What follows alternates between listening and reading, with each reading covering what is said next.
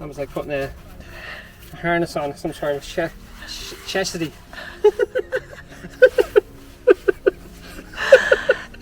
Yes! It works! I cut out my shoulders. Oh, fix my hair. Sun in my eyes. Now, actually found that one quite easy to get on. Do you see what I mean?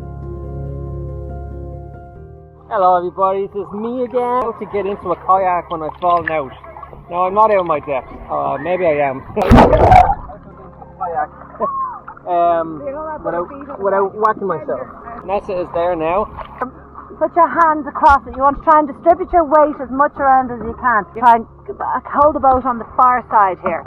You're going to have to kick with your legs to get in, and you're going to try and get your chest there, basically. Wiggle, wiggle, wiggle, wiggle. Kick with your legs, kick with your legs. Keep that. Okay, you're nearly in. So, okay, now I'm going to get your paddle. So try and keep your weight in the middle of the boat as much as possible. Okay, get your weight in the middle of the boat. Okay, there you go. Yeah. And then you try, you're in. No, you're okay.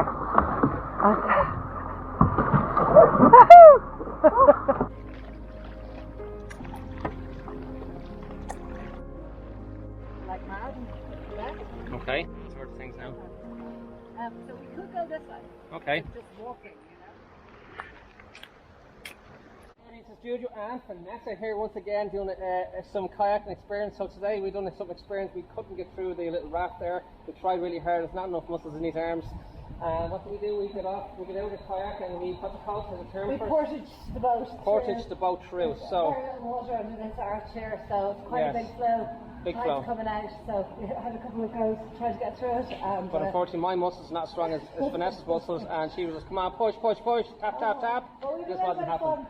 So we let a bit of fun. I enjoyed it. It was kind of like rapids. At the same time I was bricking myself.